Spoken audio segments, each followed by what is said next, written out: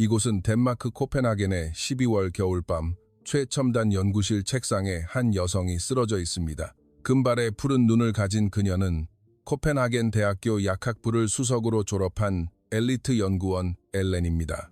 그녀의 손에는 1년 넘게 풀지 못했던 화학 구조식이 빽빽하게 적힌 노트가 쥐어져 있습니다. 오늘의 이야기는 평생 슬로우 라이프를 추구하며 덴마크에서 부족함 없이 살아가던 한 엘리트 여성 약학자가 묵묵히 자신을 지켜준 한 한국인 남성을 만나 인생이 180도 바뀌게 된 이야기입니다. 그녀에게는 환자들을 위한 약속이 있었고 그 약속을 지키기 위해 모든 것을 바쳤지만 결국 쓰러지고 맙니다. 그 순간 운명처럼 나타난 것은 그녀가 항상 얕보던 한국인 동료였습니다. 그리고 5년이 흐른 어느 날 한국 생활에 지친 엘렌은 그리운 코펜하겐으로 돌아왔지만 불과 6일 만에 추가 요금까지 지불하며 다시 한국행 비행기에 오르게 됩니다. 과연 그녀에게 무슨 일이 있었던 걸까요? 그녀의 이야기를 함께 들어보시죠. 저는 덴마크 코펜하겐에서 태어나고 자랐습니다. 아버지는 코펜하겐 대학병원의 내과 의사셨고 어머니는 같은 병원에서 일하는 간호사셨습니다. 두 분 모두 진심으로 환자를 대하는 분들이셨습니다. 근무 시간이 지나도 환자들이 안심할 때까지 곁에 있는 것이 일상이었습니다. 제가 9살 때의 일입니다. 여름방학이라 집에 혼자 있는 것이 지루해서 자주 아버지의 병원에 놀러 가곤 했습니다. 그곳에서 한 할머니를 만났습니다. 마르그레테 할머니라는 분으로 당뇨병을 앓고 계셨고 매주 목요일 오전에 병원에 오셨습니다. 항상 미소를 짓고 계셨지만 눈가에는 깊은 주름과 피로가 묻어 있었습니다. 어느 날 할머니가 아버지의 진료실에서 나오는 것을 보았습니다. 손에는 처방전을 들고 계셨지만 표정은 어두웠습니다. 어머니께 여쭤보니 약값이 너무 비싸서 항상 절반만 처방받는다고 하셨습니다. 한 달에 필요한 약을 2주치만 사는 것이라고, 그렇게 하지 않으면 생활비가 남지 않기 때문이라고 했습니다. 그 이야기를 듣고 충격을 받았습니다. 아픈 사람이 돈이 없어서 약을 제대로 먹지 못하는 일이 있을 수 있을까요? 그날 밤 저는 부모님께 여쭤봤습니다. 왜 약은 그렇게 비싼가요? 아버지는 한숨을 쉬며 말씀하셨습니다. 약을 만드는 데는 아주 많은 돈이 든단다. 하지만 언젠가는 더 많은 사람이 쓸 수 있는 약이 나올 거야. 그로부터 몇 달 후의 일입니다. 마르그레테 할머니가 병원에 오지 않게 되었습니다. 1주일, 2주일이 지나도 모습을 보이지 않으셨습니다. 불안해서 어머니께 여쭤보니 어머니는 어두운 얼굴을 하셨습니다. 합병증으로 돌아가셨다는 것이었습니다. 결국 약을 제대로 먹지 못한 것이 원인이었습니다. 그날 저는 울었습니다. 제 방에 혼자 틀어박혀 오랫동안 계속 울었습니다. 그리고 마음에 굳게 맹세했습니다. 언젠가 나도 어른이 되면 약을 만드는 사람이 되겠다고. 마르그레테 할머니 같은 분들이 돈 걱정 없이 약을 먹을 수 있도록 하겠다고. 그 약속을 지키기 위해 저는 열심히 공부했습니다. 중학교 때부터 과학과 생물학에 특히 힘을 쏟았습니다. 고등학교에 들어가서는 매일 아침 5시에 일어나 공부했습니다. 친구들이 파티에 초대해도 거절했고 주말 여행 제안도 거절했습니다. 오직 공부에만 몰두했습니다. 선생님들은 제가 너무 공부만 한다고 걱정하며 좀 쉬는 게 어떻겠냐고 말했지만 저는 멈출 수 없었습니다. 마르그레테 할머니와의 약속이 있었기 때문입니다. 고등학교 졸업시험에서 만점을 받았습니다. 덴마크 전국의 약학부 지원자 중 최고의 성적이었습니다. 코펜하겐 대학교 약학부에서 전액 장학금과 함께 입학 허가서가 도착했습니다. 부모님은 정말 자랑스러워 하셨습니다. 대학 생활도 쉽지는 않았습니다. 약학은 상상 이상으로 어려웠습니다. 유기화학, 양리학, 약물 동태학, 독성학 등 배워야 할 것이 산더미 같았습니다. 1학년 때는 같은 과 학생의 30%가 중도에 포기했습니다. 하지만 저는 포기하지 않았습니다. 밤을 새워가며 공부하고 연구했습니다. 도서관이 문을 닫을 때까지, 아니 닫힌 후에도 경비원 아저씨께 부탁해서 더 머무르기도 했습니다. 주변 친구들이 파티에 가거나 연애를 하거나 여행을 가는 동안에도 저는 도서관과 연구실에 있었습니다. 2학년 때 처음으로 연구 프로젝트에 참여했습니다. 당뇨병 치료제의 부작용을 줄이는 연구였습니다. 마르그레테 할머니가 생각났습니다. 이 연구가 성공하면 할머니 같은 분들이 더 안전하게 약을 먹을 수 있게 될 것이라고 생각했습니다. 3학년 때는 학과 수석이 되었고 4학년 때도 마찬가지였습니다. 교수님들은 대학원 진학을 권했지만 저는 현장에서 일하고 싶었습니다. 정말로 환자를 도울 수 있는 약을 만들고 싶었기 때문입니다. 졸업식 날 총장님이 직접 제게 상을 수여해 주셨습니다. 최우수 졸업생상이었습니다. 객석에서 부모님이 눈물을 흘리시며 박수를 쳐주셨습니다. 그 모습을 보니 제 눈에도 눈물이 고였습니다. 9살 때 했던 약속을 지키기 위한 첫걸음이었기 때문입니다. 졸업 후 저는 코펜하겐에 본사를 둔 대형 제약회사 노보팜에 입사했습니다. 당뇨병 치료 신약을 개발하는 부서였습니다. 면접에서 저는 면접관에게 말했습니다. 어린 시절 만났던 한 환자와의 약속을 지키기 위해 왔습니다. 더 많은 환자가 쓸 수 있는 약을 만들기 위해 왔습니다. 입사 첫날부터 저는 열심히 일했습니다. 다른 신입 연구원들보다 2배 빠른 속도로 일을 배웠습니다. 6개월 만에 독자적인 실험을 맡게 되었고 1년 만에 팀 회의에서 발표할 기회를 얻었습니다. 입사 3년 차, 제가 주도한 연구가 임상 이상 시험까지 진행되었습니다. 당뇨병 환자의 혈당 조절을 획기적으로 개선하는 약이었습니다. 회사는 저를 수석 연구원으로 승진시켰습니다. 25살에 수석 연구원이 된 것입니다. 회사 역사상 최연소였습니다. 5년 차에는 코펜하겐 대학교에서 객원 교수 제안이 있었습니다. 일주일에 하루만 학생들을 가르쳐 달라는 것이었습니다. 기쁘게 수락했습니다. 제가 배운 것을 나누고 싶었기 때문입니다. 코펜하겐은 정말 아름다운 도시입니다. 매일 아침 자전거로 출근하면 뉘하운 항구의 다채로운 건물들이 햇살에 반짝였습니다. 점심시간에는 티볼리 공원 근처를 산책했습니다. 동화 같은 분위기의 유원지를 보며 샌드위치를 먹는 시간을 좋아했습니다. 코펜하겐 사람들은 여유로웠습니다. 커피 한 잔에 1시간을 보내도 아무도 이상하게 생각하지 않았습니다. 오후 4시면 대부분 퇴근했고 주말에는 절대로 일하지 않았습니다. 이것이야말로 덴마크가 자랑하는 희게 슬로우 라이프였습니다. 입사 6년 차 미국 보스턴에 있는 유명 제약회사에서 연락이 왔습니다. 연봉을 2배로 주고 최신 설비를 갖춘 연구실과 충분한 연구비를 보장하겠다고 했습니다. 마음이 끌렸지만 거절했습니다. 독일 본헨의 제약회사에서도 제안이 왔습니다. 그것도 거절했습니다. 제 신념은 확고했습니다. 돈만을 위해 일하고 싶지 않았습니다. 미국이나 독일은 성과와 효율만을 강조합니다. 환자보다 주주의 이익이 우선이었습니다. 저는 그런 곳에서 일하고 싶지 않았습니다. 하지만 마음 한구석에 허전함을 느끼고 있었습니다.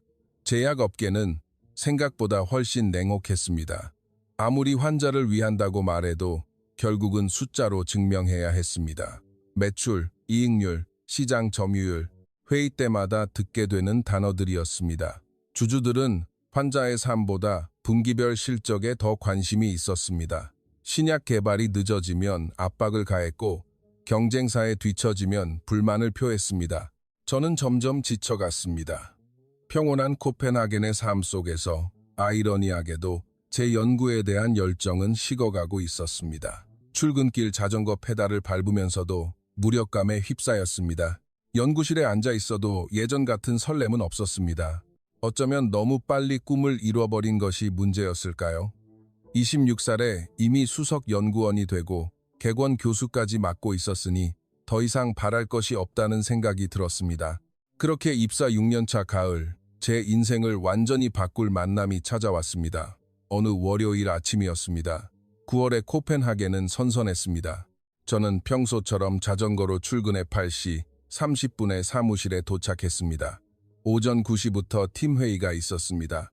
회의실에 들어가니 낯선 얼굴이 있었습니다. 동양인 남성이었습니다. 키가 크고 안경을 쓴 그는 단정한 정장 차림이었습니다. 팀장님이 소개했습니다. 미국 지사에서 전근 온 박준서 연구원이라고 했습니다. 준서 씨는 예의 바르게 일어나 허리를 숙여 인사했습니다. 안녕하세요. 박준서입니다. 잘 부탁드립니다.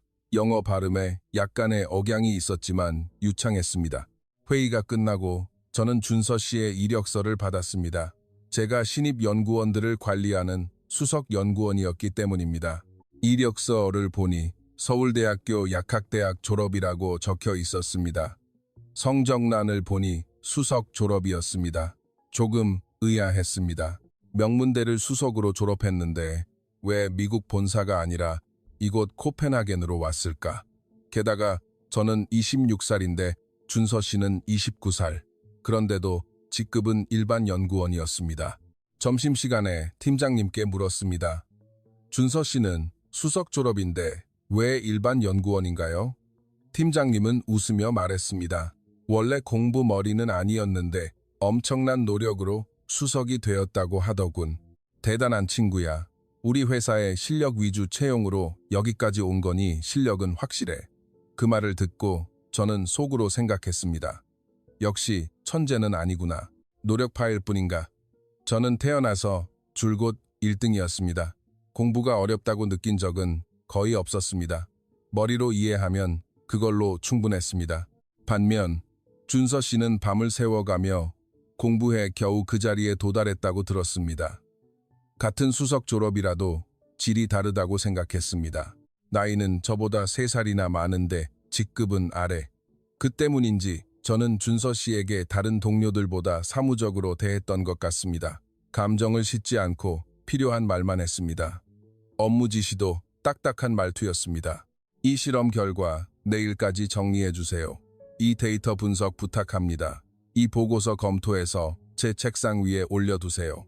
다른 연구원들과는 함께 점심을 먹거나 커피 브레이크를 가졌지만 준서 씨와는 그런 시간이 없었습니다. 필요한 업무 지시로 끝이었습니다. 그런데 이상한 점이 있었습니다. 제가 아무리 차갑게 대해도 준서 씨는 항상 밝은 미소로 알겠습니다 라고 대답하는 것이었습니다.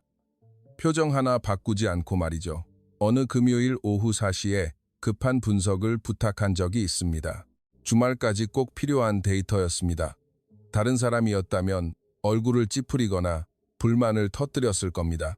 하지만 준서 씨는 미소를 지으며 말했습니다. 알겠습니다. 주말에 작업해서 월요일 아침에 드리겠습니다.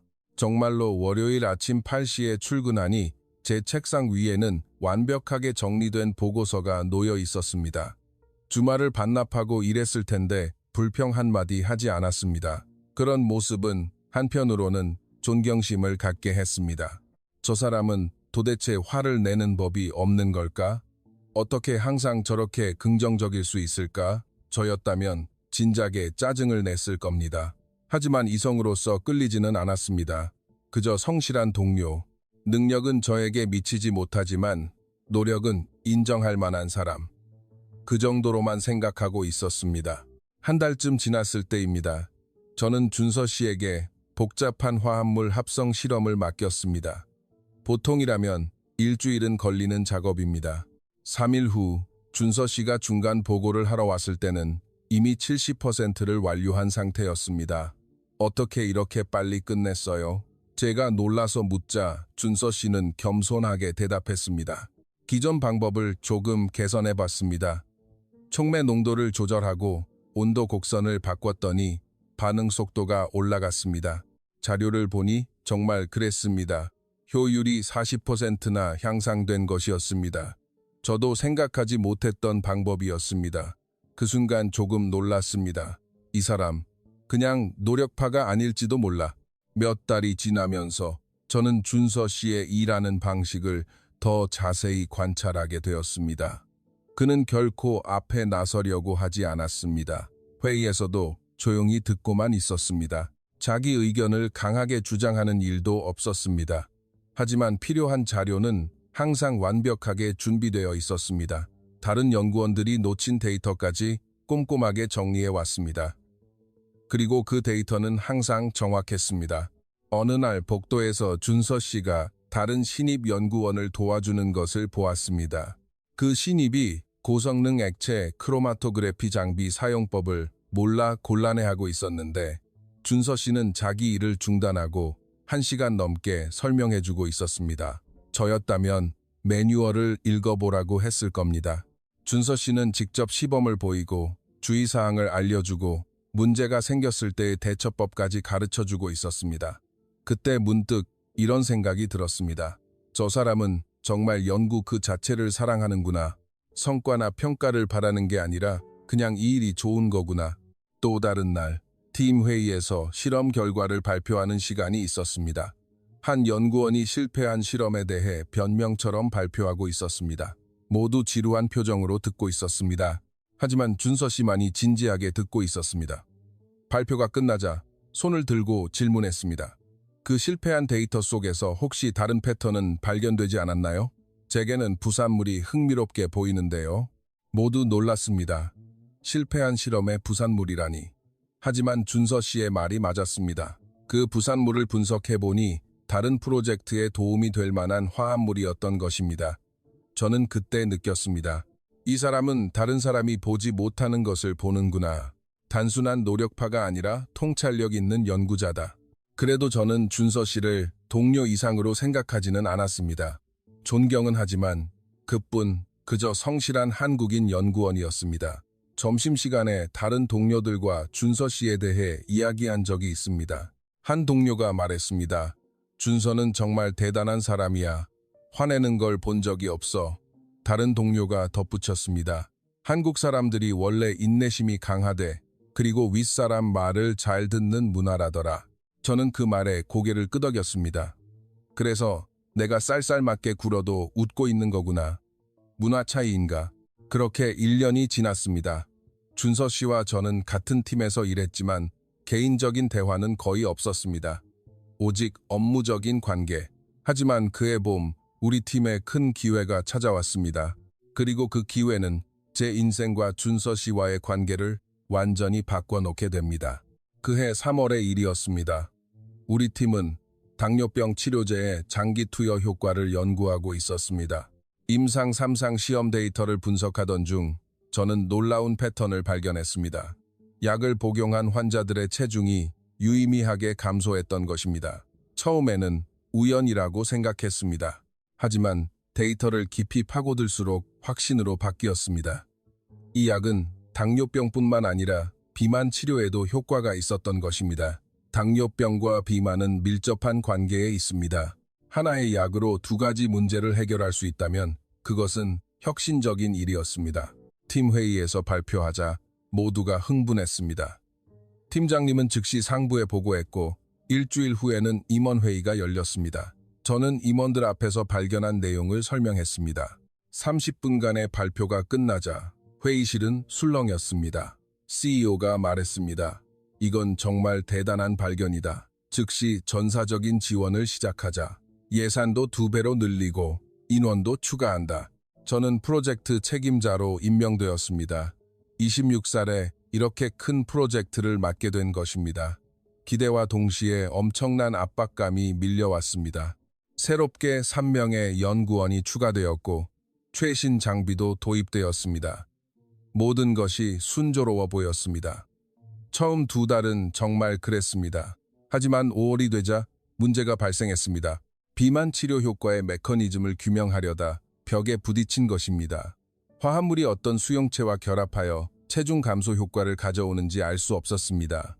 세포 실험을 수십 번 반복했지만 일관된 결과를 얻지 못했습니다. 동물 실험도 마찬가지였습니다. 효과는 분명히 있는데 왜 그렇게 되는지를 설명할 수 없었던 것입니다. 1달, 2달, 3달이 지나도 진전은 없었습니다. 팀원들은 점차 지쳐갔습니다. 회의는 항상 무거운 분위기였습니다. 6개월이 지났을 무렵 상부에서 중간 보고를 요구했습니다. 저는 솔직하게 말할 수밖에 없었습니다. 아직 메커니즘을 규명하지 못했다고, 시간이 더 필요하다고. 임원들의 표정은 어두워졌습니다. 한 임원이 말했습니다. 예산을 2배로 늘렸는데 6개월 동안 진전이 없다고? 언제까지 기다려야 하나? 팀장님이 저를 감싸주었습니다. 과학 연구란 원래 시간이 걸리는 법입니다. 조금만 더 기다려 주십시오. 하지만 압박은 계속되었습니다. 2주마다 보고 회의가 있었고 그때마다 실망스러운 보고밖에 할 수 없었습니다. 저는 숨이 막힐 것 같았습니다. 그 무렵 독감에 걸렸습니다. 아침에 일어나니 몸이 납처럼 무거웠고 열은 38도까지 올랐습니다. 당연히 쉬어야 했지만 쉴 수 없었습니다. 프로젝트가 늦어지고 있는데 제가 빠질 수는 없었습니다. 해열제를 먹고 연구실로 향했습니다. 동료들은 집에 가서 쉬라고 했지만 저는 고집을 부렸습니다. 괜찮아, 일할 수 있어. 사실은 괜찮지 않았습니다. 그 시기 특히 눈에 띄는 인물이 있었습니다. 바로 준서 씨였습니다. 다른 연구원들은 변해가고 있었습니다. 성과에만 집착하기 시작한 것입니다. 회의 때마다 자기가 한 일을 강조했습니다. 이 실험을 디자인한 것은 저입니다. 이 데이터는 제가 분석했습니다. 공을 확실히 자기 것으로 만들려는 필사적인 모습이 보였습니다. 어떤 연구원은 다른 사람의 아이디어를 슬쩍 훔치기도 했습니다. 누군가 회의에서 낸 제안을 나중에 자기 것인 양발표하는 것이었습니다. 팀워크보다 개인의 성과가 우선시되었습니다. 이 프로젝트로 자신의 이름을 알리고 싶었던 것입니다. 성공하면 논문의 주저자가 될 수 있고 그러면 승진도 빨라질 테니까요. 이해는 됐습니다. 누구에게나 커리어는 중요하니까요. 하지만 준서 씨는 달랐습니다. 그는 여전히 조용히 다친 일을 도맡아 하고 있었습니다. 회의에서 자기 의견을 강하게 주장하거나 공을 내세우지도 않았습니다. 대신 다른 사람들이 놓친 추가 실험을 솔선해서 맡았습니다. 주말에도 출근해서 데이터를 정리했고 야근도 마다하지 않았습니다. 한 번은 제가 실험 설계를 잘못해서 일주일치 데이터가 쓸모없게 된 적이 있습니다. 정말 절망적이었습니다. 다른 연구원들은 혀를 차며 시간 낭비라고 수군거렸습니다. 그런 와중에 준서 씨가 조용히 다가와 말했습니다. 제가 주말에 다시 하겠습니다. 걱정하지 마세요. 왜? 그런 귀찮은 일을 하냐고 물었습니다. 준서 씨는 웃으며 대답했습니다. 이 연구가 성공하면 많은 환자들을 도울 수 있잖아요. 그게 제일 중요한 거 아닌가요? 그 말에 가슴이 뭉클해졌습니다. 성과나 공을 신경 쓰는 다른 사람들과 달리 준서 씨는 정말로 환자를 생각하고 있었던 것입니다. 저와 같은 마음이었습니다. 어느 날 밤 10일시경 저는 휴게실에서 커피를 타고 있었습니다. 몸은 으슬으슬 떨리고 머리는 지끈지끈 아팠습니다. 독감이 아직 낫지 않았던 것입니다. 그때 준서 씨가 들어왔습니다. 그는 제 얼굴을 보더니 걱정스러운 표정을 지었습니다. 엘렌 씨, 안색이 안 좋아요. 병원에는 가봤어요? 괜찮아요. 저는 짧게 대답했습니다.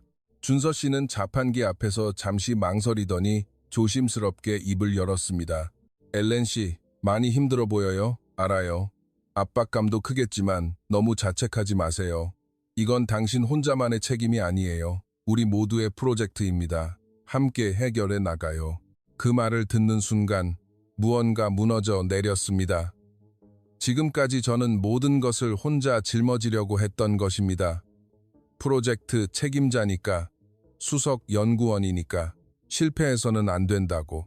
하지만 준서 씨는 우리는 같은 팀이고 함께 나아가고 있다고 말해주었습니다. 그 따뜻한 위로에 저는 억누르고 있던 감정이 폭발해버렸습니다. 눈물이 터져 나왔습니다. 지난 몇 달간 참아왔던 감정이 한꺼번에 쏟아져 나온 것입니다. 저는 그 자리에서 울기 시작했습니다. 손으로 얼굴을 가려도 소용없었습니다. 어깨가 떨리고 흐느낌이 새어나왔습니다. 준서 씨가 다가와 제 어깨에 손을 얹었습니다. 그리고 조용히 말했습니다. 울어도 괜찮아요. 혼자 견디려 하지 마세요. 당신은 최고의 연구자예요. 이건 시간 문제일 뿐이에요. 우린 반드시 해낼 수 있어요. 저는 준서 씨에게 매달렸습니다. 고마워요. 정말 고마워요. 그는 아무 말 없이 저를 안아주었습니다. 그 온기가 얼마나 큰 위로가 되었는지 몇 달 만에 처음으로 마음이 편안해졌습니다. 잠시 그러고 있다가 정신이 들었습니다. 나 지금 뭐 하는 거지? 수석 연구원이 일반 연구원에게 울며 매달리다니 부끄러움이 밀려왔습니다. 미안해요. 제가 왜 이럴까요? 저는 황급히 몸을 떼어냈습니다. 준서 씨는 미소를 지으며 말했습니다. 괜찮아요. 힘들 때 우는 건 당연한 거예요. 사람이니까요. 그날 밤 집에 돌아와서도 준서 씨가 머릿속에서 떠나지 않았습니다. 그의 따뜻한 목소리, 진실한 눈빛, 그리고 듬직한 포옹, 마음 한구석이 따뜻해졌습니다. 다음 날 아침 출근하니 제 책상 위에 비타민제가 놓여 있었습니다. 메모는 없었지만 누가 놓아두었는지는 알 수 있었습니다. 준서 씨였습니다. 며칠 후에는 여성용 영양제가 면역력에 좋다는 아연 보충제도 있었습니다. 저는 평소 건강보조식품을 믿지 않았습니다. 과학적 근거가 불충분하다고 생각했기 때문입니다. 하지만 준서 씨가 놓아준 것들만은 모두 챙겨 먹었습니다. 매일 아침 물과 함께 효과가 있어서가 아니라 준서 씨의 마음이 담겨 있었기 때문입니다. 우리는 서로 그 이야기는 직접 하지 않았습니다. 그날 밤의 일도. 하지만 둘 다 알고 있었습니다. 무언가 변했다는 것을, 서로에게 끌리고 있다는 것을. 회의에서 준서 씨와 눈이 마주치면 심장이 두근거렸고 복도에서 마주치면 까닭없이 얼굴이 뜨거워졌습니다. 이런 감정은 처음이었습니다. 하지만 프로젝트는 여전히 진전이 없었고 그리고 더 큰 위기가 다가오고 있다는 것을 그때의 저는 아직 알지 못했습니다. 1년이 지났습니다. 난제는 아직 풀리지 않았습니다. 온갖 방법을 시도했지만 실패했습니다. 화합물의 정확한 작용 메커니즘을 규명하지 못한 것입니다. 회사 상층부에서는 점차 부정적인 의견이 나오기 시작했습니다.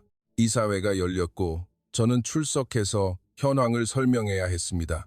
한 이사가 날카롭게 질문했습니다. 지난 1년간 투자한 예산이 얼마지? 그리고 성과는? 임상시험에 들어갈 만한 데이터라도 있나? 저는 고개를 숙일 수밖에 없었습니다. 아직 그 단계는 아닙니다. 하지만 조금만 더 시간을 주신다면 다른 이사가 끼어들었습니다. 조금만 더라고? 1년도 부족했나? 주주들이 뭐라고 하는지 알고 있나? 이 프로젝트 때문에 다른 유망한 연구들이 예산을 받지 못하고 있다. 회의 분위기는 최악이었습니다. 결국 투표가 진행되었습니다. 프로젝트 계속 진행에 찬성인가 반대인가? 결과는 6대4로 반대가 우세했습니다. CEO가 최종 결정을 내렸습니다. 6개월의 유예 기간을 주겠다. 그 안에 의미 있는 진전이 없다면 프로젝트는 중단하고 원래의 당뇨병 약 연구만 계속한다. 회의실을 나오자 다리에 힘이 풀렸습니다. 6개월. 단 6개월 만에 1년간 풀지 못했던 난제를 해결해야 하는 것입니다. 팀원들에게 그 소식을 전하자 모두 침묵했습니다. 어떤 연구원들은 벌써 다른 프로젝트를 알아보기 시작하는 것이 느껴졌습니다. 하지만 저는 포기할 수 없었습니다. 마르그레테 할머니와의 약속을 떠올렸습니다. 더 많은 환자들이 저를 기다리고 있었습니다. 비만과 당뇨병으로 고통받는 수백만 명의 사람들이. 저는 다시 결심했습니다. 밤낮을 가리지 않고 연구하자고. 주말도 휴일도 없이 오직 이 문제를 푸는 데에만 집중하자고. 첫 한 달은 하루 12시간, 두 번째 달에는 14시간, 세 번째 달에는 16시간을 넘게 일했습니다. 집에 가서도 연구 생각뿐이었습니다. 샤워를 하면서도 식사를 하면서도 화학 구조식이 머릿속에 떠올랐습니다. 체중이 5kg이나 줄었습니다. 거울을 보면 눈 밑에는 깊은 다크서클이 생겼고 얼굴은 배쑥했습니다. 부모님이 전화로 걱정하셨지만 괜찮다고만 말할 수 있었습니다. 팀원들도 지쳐 있었습니다. 3개월이 지났을 무렵에는 분위기가 확 바뀌었습니다. 모두 그저 자리에 앉아 있을 뿐 큰 노력은 하지 않았습니다. 회의를 보면 알 수 있었습니다. 이전에는 활발하게 의견을 냈었는데 이제는 그저 듣고만 있었습니다. 실험 제안을 해도 건성으로 대답할 뿐이었습니다. 이제 실패할 거야 라고 생각하는 듯 했습니다. 어떤 연구원은 대놓고 다른 프로젝트 이야기를 했습니다. 저쪽 3팀에서 새로운 항암제 연구가 시작된다던데 자리 있을까? 그런 말들이 들려왔습니다. 저 혼자서 버티고 있었습니다. 밤 10시가 넘어도 연구실을 떠나지 않았고 새벽 2시, 3시까지 현미경 앞에 앉아 있었습니다. 눈이 시리고 손이 떨려도 멈출 수 없었습니다. 12월이 되었습니다. 코펜하겐의 겨울은 정말 춥습니다. 오후 3시면 해가 지기 시작하고 4시면 캄캄해집니다. 거리에는 크리스마스 장식이 달리고 사람들은 들떠 있었습니다. 하지만 저에게는 그런 분위기를 느낄 여유가 없었습니다. 연구실에 틀어박혀 있었습니다. 12월 15일의 일입니다. 그날도 어둑해질 때까지 연구실에 있었습니다. 다른 팀원들은 한 명, 또 한 명 퇴근했습니다. 크리스마스 쇼핑 가야 해. 친구랑 약속 있어. 준서 씨도 그날은 휴가를 냈습니다. 며칠 전에 개인적인 일로 하루 쉬겠다고 했습니다. 저는 그저 알겠다고 대답했습니다. 그때 준서 씨가 무엇을 하려 했는지 알 턱이 없었습니다. 밤 7시쯤에는 연구실에 저 혼자 남았습니다. 고요했습니다. 기계 돌아가는 소리만이 희미하게 들려왔습니다. 저는 새로운 접근법을 시도하고 있었습니다. 수용체의 결합 부위를 다른 각도에서 분석하는 것입니다. 컴퓨터 모델링을 돌리고 결과를 확인하고 또 돌리고 밤 9시가 되었습니다. 아직 답은 보이지 않습니다. 머리가 지끈거리고 눈이 따끔거렸습니다. 하지만 멈출 수 없었습니다. 10시, 11시가 지나갔습니다. 창밖은 칠흑 같은 어둠, 코펜하겐 겨울밤의 정적이 연구실을 감싸고 있었습니다. 그때였습니다. 갑자기 현기증이 덮쳤습니다. 시야가 흐려지고 귀에서 이명이 들렸습니다. 심장이 미친 듯이 뛰었습니다. 일어서려 했지만 다리에 힘이 들어가지 않았습니다. 무릎이 후들거렸습니다. 책상을 짚고 일어섰지만 균형을 잃었습니다. 안 돼. 쓰러지면 안 돼. 지금 쓰러지면 모든 게 끝이야. 머릿속으로 그렇게 되뇌었습니다. 하지만 몸은 말을 듣지 않았습니다. 무릎이 꺾이며 바닥으로 쓰러졌습니다. 차가운 바닥이 느껴졌습니다. 의식이 멀어져 갔습니다. 마지막으로 본 것은 형광등 불빛이었습니다. 그리고 암전, 얼마나 시간이 흘렀을까요? 멀리서 누군가 제 이름을 부르는 소리가 들렸습니다. 엘렌, 엘렌, 정신 차려요. 눈을 뜨려 했지만 눈꺼풀이 무거웠습니다. 몸도 납덩이 같았습니다. 구급차 불러요, 빨리. 그 목소리 누구지? 익숙한데. 준서 씨? 저는 다시 의식을 잃었습니다. 다음 기억은 사이렌 소리였습니다. 윙윙거리는 소리가 멀리서 들렸습니다. 그리고 다시 암전. 다음에 눈을 떴을 때 보인 것은 천장이었습니다. 하얀 천장. 연구실 천장과는 달랐습니다. 여기가 어디지? 병원인가? 고개를 돌리자 누군가 의자에 앉아 있었습니다. 책상에 머리를 박고 잠들어 있습니다. 준서 씨였습니다. 제가 움직이는 소리에 놀랐는지 준서 씨가 벌떡 고개를 들었습니다. 눈이 마주쳤습니다. 그는 제가 깨어난 것을 보자 얼굴이 환해졌습니다. 눈에는 눈물이 고여 있었습니다. 깨어났군요. 정말 다행이에요. 목소리가 떨리고 있었습니다. 준서 씨는 울고 있었던 것 같았습니다. 여기가 어디예요? 저 어떻게 된 거예요? 준서 씨가 설명해 주었습니다. 제가 연구실에 쓰러져 있는 것을 발견하고 즉시 구급차를 불렀다고, 코펜하겐 수도 병원으로 옮겨져 응급치료를 받았다고 했습니다. 의사 말로는 과로와 영양실조, 그리고 극심한 스트레스가 원인이었다고, 조금만 늦었으면 위험한 상태였다고 했습니다. 저는 혼란스러웠습니다. 그런데 왜 준서 씨가 거기에? 휴가를 냈다고 하지 않았나? 왜 그 시간에 회사에 있었던 걸까요? 제가 묻자 준서 씨는 잠시 망설이다가 이야기하기 시작했습니다. 사실 휴가를 낸 데에는 다른 이유가 있었다고 했습니다. 그는 전날 밤에 이야기를 해주었습니다. 침대에서 잠을 자려던 중 문득 그 난제가 머리에 떠올랐다고 합니다. 1년 넘게 풀리지 않았던 수용체의 결합 메커니즘. 그때 갑자기 아이디어가 번뜩였다고. 만약 결합 부위가 우리가 생각했던 곳이 아니었다면, 만약 화합물이 두 개의 수용체와 동시에 결합한다면 잠이 확 달아났다고 합니다. 준서 씨는 침대에서 뛰쳐나와 노트북을 켰습니다. 그리고 밤을 새워 계산을 시작했습니다. 분자 모델링을 돌리고 에너지 계산을 하고 결합 친화도를 분석했다고. 처음에는 반신반의했지만 점차 확신으로 바뀌어 갔다고 합니다. 이거다. 이게 답이다. 하지만 다음날 아침이 되어도 확신이 서지 않았습니다. 계산 실수가 있을지도 모른다고. 모두에게 희망을 주었다가 다시 실망시키고 싶지 않았다고. 그래서 휴가를 낸 것이었습니다. 집에서 하루 종일 검증 작업을 하기 위해서 아침부터 오후 늦게까지 계산을 거듭했습니다. 다른 방법으로도 검증하고 문헌도 찾아봤습니다. 오후가 되자 확신으로 바뀌었습니다. 답은 맞았던 것입니다. 화합물은 두 개의 수용체에 동시에 결합함으로써 시너지 효과를 만들어냈던 것입니다. 그로 인해 비만 치료 효과가 나타났던 것이라고. 하지만 만약을 위해 더욱 확인을 거듭했습니다. 오후 내내 계산을 반복했습니다. 그러다 보니 밤이 되었고 엘렌 씨에게 직접 알려줘야겠다고 생각했다고 합니다. 전화나 메일이 아니라 직접 만나서, 그래서 회사로 향했던 것입니다. 밤 11시가 넘어 연구실에 도착하니 불이 켜져 있어서 혹시나 하는 마음에 문을 열었더니 제가 바닥에 쓰러져 있었다고. 이야기를 듣고 저는 눈물이 났습니다. 준서 씨는 자신의 휴가를 반납하고 문제를 풀었고, 그리고 저를 구해준 것이었습니다.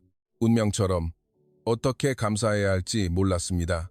고맙다는 말로는 부족했습니다.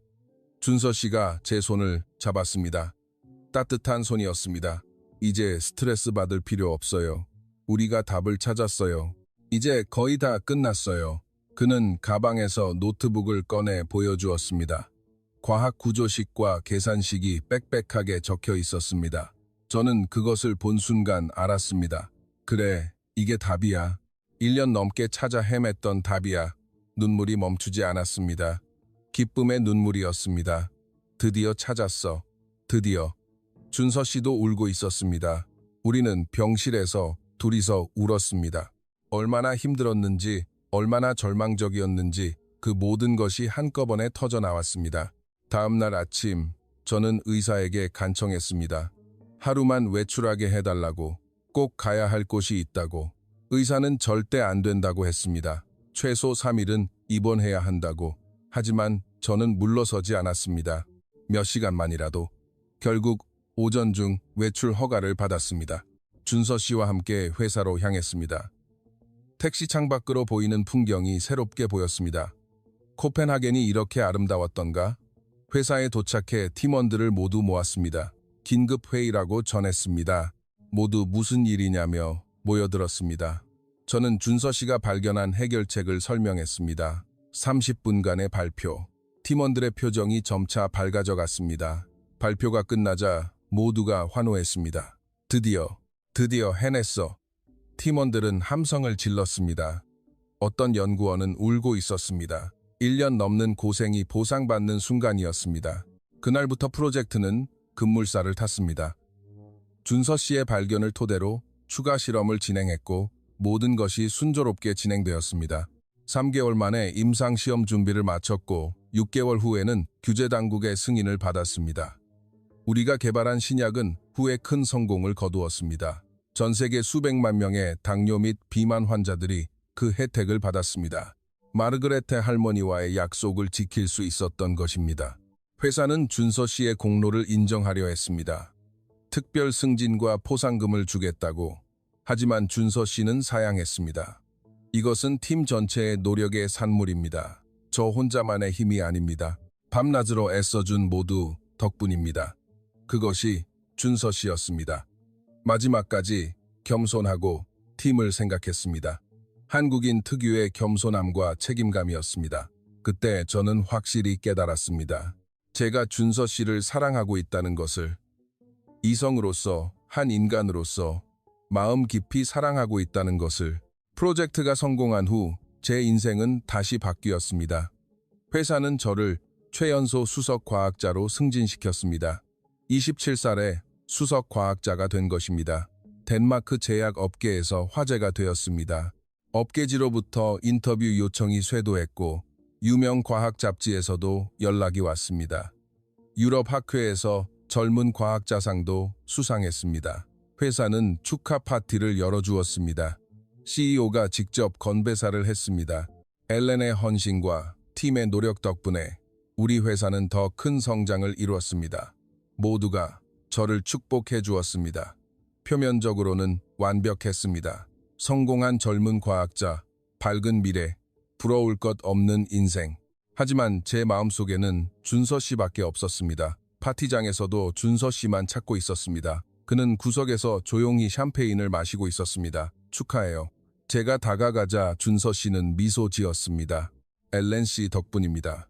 당신이 포기하지 않았기 때문에 성공한 겁니다. 아니에요. 준서 씨가 답을 찾아줬잖아요. 우리는 팀이었어요. 함께 해낸 거예요. 그의 말에 가슴이 따뜻해졌습니다. 함께라는 그 말이 좋았습니다. 그날 밤 파티가 끝나고 혼자 집에 돌아왔습니다. 침대에 누워 천장을 바라보며 생각했습니다. 나는 지금 행복한가? 성공했습니다. 인정받았고 돈과 명예도 얻었습니다. 하지만 무언가 부족했습니다. 매일 밤 준서 씨를 생각했습니다. 회의 중에도 데이터 분석 중에도 그의 모습이 눈에 어른거렸습니다. 잠들기 전에는 그의 목소리가 들려오는 듯 했습니다. 이것은 단순한 호감이 아니었습니다. 사랑이었습니다. 진짜 사랑이었습니다. 한 달쯤 지났을 무렵 저는 결심했습니다. 준서 씨에게 제 마음을 전하자고. 거절당할지도 모르지만 상관없었습니다. 후회하고 싶지 않았습니다. 어느 금요일 밤이었습니다.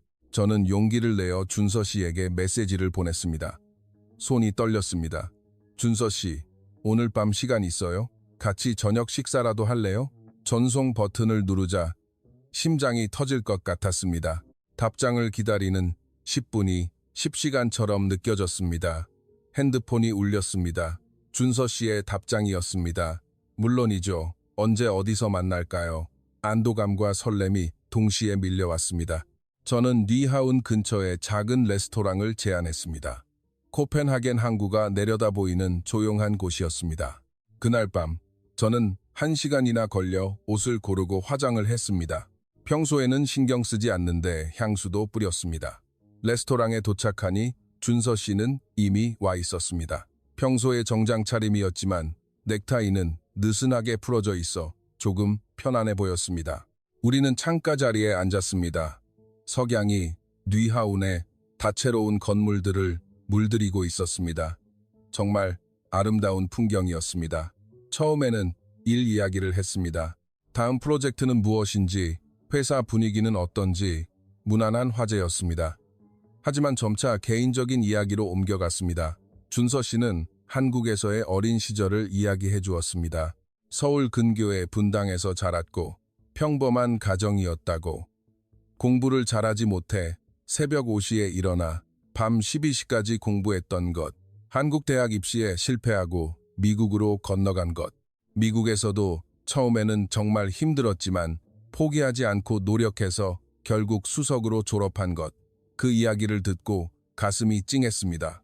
저는 재능에 의지해 살아왔지만 준서 씨는 순수한 노력으로 여기까지 온 것이었습니다.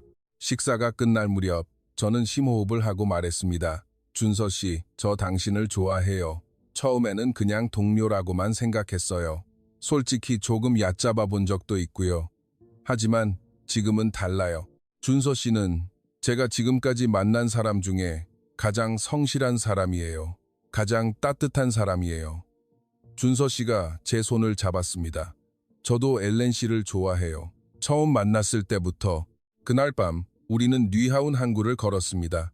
손을 꼭 잡고 천천히. 코펜하겐이 이렇게 아름답다는 것을 처음 알았습니다. 6개월 후 저는 큰 결심을 했습니다. 회사를 그만두기로 한 것입니다. 박수 칠 때 떠나고 싶어요. 지금이 제 커리어의 정점이니까요. 조금 쉬고 싶어요. 그럼 저도 사표 낼게요. 준서 씨가 말했습니다. 한국은 어때요? 제 고향으로 가는 거예요. 준서 씨의 눈이 빛났습니다. 정말이에요? 네. 새로운 곳에서 새로운 인생을 시작하고 싶어요. 이렇게 우리는 한국행을 결정했습니다. 한국에 도착한 것은 3월이었습니다. 인천국제공항에 내렸을 때의 첫인상은 빠르다는 것이었습니다. 사람들은 놀랄 만큼 빨리 걸었고 모든 것이 효율적으로 움직였습니다. 입국 심사도 자동화 게이트로 5분 만에 끝났습니다. 준서 씨의 부모님이 마중 나와 계셨습니다. 어머님이 제 손을 꼭 잡으며 말씀하셨습니다. 엘렌, 우리 준서 잘 부탁한다. 이제 한 가족이야. 눈물이 날 뻔했습니다. 덴마크의 부모님은 제 한국행을 반대하셨기 때문입니다. 하지만 준서 씨의 부모님은 처음 만나는 외국인 며느리를 진짜 가족처럼 대해주셨습니다. 우리는 서울 근교의 분당에 집을 구했습니다. 작은 아파트였지만 깨끗하고 편리했습니다. 첫날 밤 온돌 스위치를 켰을 때 정말 놀랐습니다. 바닥이 따뜻해지자 온몸의 긴장이 풀리는 것 같았습니다. 한국 생활은 매일이 신선했습니다. 배달 음식은 30분 안에 도착했고 편의점은 24시간 열려 있었습니다. 지하철도 5분 간격으로 왔습니다. 인터넷 속도도 믿을 수 없을 만큼 빨랐습니다. 코펜하겐에서는 상상도 할 수 없는 일들 뿐이었습니다. 한국어 공부도 본격적으로 시작했습니다. 준서 씨가 매일 밤 2시간씩 가르쳐 주었습니다. 처음에는 정말 어려웠습니다. 존댓말과 높임말이 복잡해서. 하지만 3개월이 지나자 기본적인 대화는 가능해졌습니다. 9개월 후 제 몸에 변화가 생겼습니다. 생리가 2달 동안 없었고 매일 아침 메스꺼움을 느꼈습니다. 병원에 가니 임신이었습니다. 준서 씨는 뛸 듯이 기뻐했고 시부모님도 기뻐해 주셨습니다. 시어머니는 매주 분당까지 와서 몸조리를 챙겨주셨습니다. 잡채, 갈비찜, 미역국, 어머님의 손맛은 정말 최고였습니다. 덴마크의 부모님께 영상통화로 알리자 두 분은 복잡한 표정이셨습니다. 기쁘지만 서운한 그런 느낌이었습니다. 하지만 저는 한국에 남기로 결심했습니다. 딸을 위해서. 출산은 순조로웠습니다. 분당의 한 산부인과에서 여자아이를 낳았습니다. 3.2kg의 건강한 아기였습니다. 이름은 소피아, 한국 이름은 박소라라고 지었습니다. 5년이 지났습니다. 소피아는 무럭무럭 자라 5살이 되었습니다. 우리는 분당 생활에 완전히 적응했습니다. 준서 씨는 근처 제약회사에서 주임 연구원으로 일했고 저는 프리랜서 컨설턴트로서 재택근무를 하고 있었습니다. 한국 생활은 편안했습니다. 정말로 따뜻한 온돌, 빠른 배달, 24시간 편의점, 모든 것이 완벽했습니다. 하지만 어느 때부터인가 숨 막히는 느낌이 들기 시작했습니다. 소피아가 5살이 된 가을, 문득 코펜하겐이 그리워졌습니다. 맑은 공기, 여유로운 시간, 자전거로 출근하던 그 느낌. 한국은 편리하지만 모든 것이 너무 빨랐습니다. 사람들은 항상 바쁘게 움직였고 거리에는 자동차 경적이 울려 퍼졌습니다. 어느 날 밤 준서 씨에게 말했습니다. 나 코펜하겐에 좀 다녀오고 싶어. 한 3개월 정도. 부모님도 뵙고 싶고. 한국 생활은 좋지만 가끔 숨이 막혀. 준서 씨는 잠시 말이 없다가 말했습니다. 알았어. 당신에게 필요하다면 다녀와. 소피아는 내가 볼게. 부모님도 도와주실 거고. 일주일 후 저는 인천공항에서 코펜하겐행 비행기에 올랐습니다. 준서 씨와 소피아가 배웅을 나왔습니다. 소피아가 눈물을 글썽이며 말했습니다. 엄마, 빨리 돌아와야 해. 비행기가 이륙했습니다. 12시간 동안 창밖을 보며 생각했습니다. 코펜하겐에 돌아가면 뭘 할까? 코펜하겐 공항에 도착한 것은 아침 6시였습니다. 공기가 차갑고 신선했습니다. 택시를 타고 부모님 댁으로 향했습니다. 어머니가 문을 열어주셨습니다. 엘렌, 정말 왔구나. 첫날은 즐거웠습니다.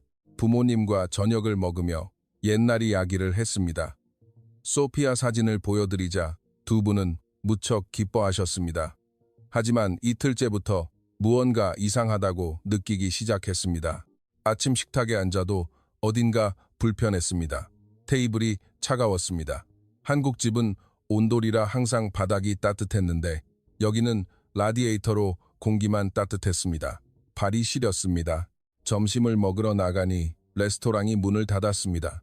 일요일이라 쉰다고 했습니다. 한국이라면 24시간 영업하는 가게가 널려 있는데 저녁에 슈퍼마켓에 가려 하니 7시면 문을 닫는다고 했습니다. 한국 슈퍼는 밤 12시까지도 하는데 나흘째 밤 산책을 나갔습니다. 코펜하겐 중심가였지만 생각보다 어두웠습니다. 서울의 분당은 밤에도 환했는데 여기는 가로등이 적었습니다. 그리고 술 취한 사람들을 몇 명 보았습니다. 조금 무서워졌습니다. 한국에서는 밤 11시에 편의점에 가는 것도 무섭지 않았는데 여기서는 달랐습니다. 닷새째, 온라인으로 물건을 주문했습니다. 배송에 일주일이 걸린다고 했습니다. 한국에서는 당일 배송이나 새벽 배송도 있는데 엿새째 은행에 갔습니다. 간단한 계좌 정보 변경이었는데 30분이나 걸렸습니다. 은행원은 느긋하게 서류를 작성했고 시스템도 느렸습니다. 한국은행이라면 앱으로 3분이면 끝날 일인데 그 순간 깨달았습니다. 제가 그리워했던 것은 슬로우 라이프가 아니었다는 것을, 느림은 불편함이고 비효율이었던 것입니다. 7째 날 아침, 눈을 뜨자 숨이 막힐 것 같았습니다. 이 집 난방은 건조하고 발은 시리고 밖에 나가는 건 불안하고 무엇을 하려고 해도 모든 것이 느렸습니다. 견딜 수 없었습니다. 준서 씨에게 전화했습니다. 준서 씨, 나 더는 못 있겠어. 지금 당장 돌아가고 싶어. 무슨 일이야? 다 설명할게. 아무튼 비행기표 변경할 수 없을까? 추가 요금 내도 괜찮으니까. 준서 씨는 알겠다고 했습니다. 저는 부모님께 갑자기 돌아가게 되었다고 사과했습니다. 다음 날 아침, 저는 공항으로 향했습니다. 코펜하겐을 떠나는 순간 안도감이 밀려왔습니다. 미안하지만 저는 이제 이곳 사람이 아니었습니다. 인천공항에 도착한 것은 밤 7시였습니다. 도착 게이트를 나오자 준서 씨가 보였습니다. 소피아를 안고 서 있습니다. 저는 달려갔습니다. 준서 씨에게 매달려 울먹이며 말했습니다. 준서 씨, 나 숨 막혀 죽는 줄 알았어. 준서 씨는 저를 힘껏 안아주었습니다. 소피아가 제 목에 매달리며 말했습니다. 엄마, 보고 싶었어. 차 안에서 저는 쉴 새 없이 이야기했습니다. 코펜하겐에서의 일들, 느린 배송, 일찍 닫는 가게들, 추운 집, 어두운 길, 모든 것이 불편했다고. 준서 씨는 웃으며 말했습니다. 그래도 고향이잖아. 응, 이제 고향 아니야. 내 고향은 여기, 한국이야. 분당의 아파트에 도착하자 따뜻한 온돌 바닥이 저를 맞이해 주었습니다. 신발을 벗고 바닥에 발을 딛는 순간 눈물이 났습니다. 이 따뜻함, 이 안도감, 이것이 제가 그리워했던 것이었습니다. 냉장고를 열자 시어머니가 만들어주신 반찬들이 가득 들어 있었습니다. 김치, 나물, 조림, 전부 제가 좋아하는 것들이었습니다. 밤에 소피아를 재우고 준서 씨와 거실에 앉았습니다. 창밖으로는 분당의 야경이 펼쳐져 있었습니다. 환하게 빛나는 빌딩들, 늦게까지 열려있는 가게들. 저는 준서 씨의 손을 잡았습니다. 준서 씨, 나 이제야 알았어. 내가 그리웠던 건 코펜하겐이 아니었어. 준서 씨였어. 소피아였어. 이 가족이었어. 이 따뜻함이었어. 저는 말을 이었습니다. 한국은 한번 맛보면 절대 떠날 수 없는 곳이야. 모든 게 빠르고 편리하고 안전해. 사람들은 따뜻하고 음식은 맛있고 집은 아늑해. 이런 나라 또 없어. 준서 씨가 있는 여기가 나의 진짜 조국이야. 그날 밤 저는 깊이 잠들었습니다. 따뜻한 온돌 바닥 위에서 사랑하는 사람들의 곁에서. 다음날 아침 햇살이 들어왔습니다. 준서 씨가 아침 식사를 준비하고 소피아는 거실에서 놀고 있습니다. 저는 창가에 서서 밖을 내다보았습니다. 분당의 아침 풍경, 사람들이 출근하고 학생들이 등교하고 배달 오토바이가 달립니다. 모든 것이 활기에 차 있었습니다. 이 속도감, 이 역동성, 처음에는 숨 막힌다고 생각했지만 이제는 이것이 제 삶이었습니다. 소피아가 뒤에서 저를 껴안았습니다. 엄마, 이제 안 갈 거지? 응, 안 가. 엄마는 계속 여기 있을 거야. 그날 오후, 덴마크의 부모님과 영상통화를 했습니다. 이제 한국이 제 집이라고 전했습니다. 어머니는 조금 서운해 하셨지만 이해해 주셨습니다. 네가 행복하다면 그걸로 됐다. 전화를 끊고 준서 씨를 보았습니다. 그는 소파에서 책을 읽고 있었습니다. 무심한 모습이지만 저에게는 세상에서 가장 소중한 사람이었습니다. 저는 그의 옆에 앉았습니다. 준서 씨가 책을 놓고 저를 보았습니다. 왜? 아니, 아무것도. 그냥 고마워.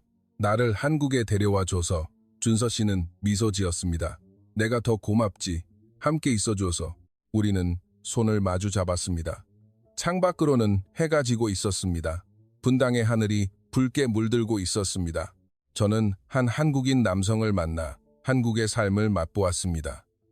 그리고 이제 알았습니다. 한번 맛보면 다시는 떠날 수 없는 곳, 그곳이 바로 여기라는 것을. 준서 씨가 있는 이 장소, 소피아가 웃는 이 장소, 따뜻한 온돌이 있는 이 장소, 이곳이 나의 조국, 나의 진짜 집입니다. 그리고 저는 이곳에서 평생 행복하게 살아갈 것입니다. 오늘 이야기는 어떠셨나요? 이야기가 마음에 드셨다면 채널 구독과 좋아요, 알림 설정으로 더 많은 이야기를 즐겨보세요. 멤버십 가입이나 슈퍼땡스 버튼으로 더 많은 분들께 감동적인 이야기를 전하는 데 도움을 주시면 감사하겠습니다. 시청해 주셔서 감사합니다.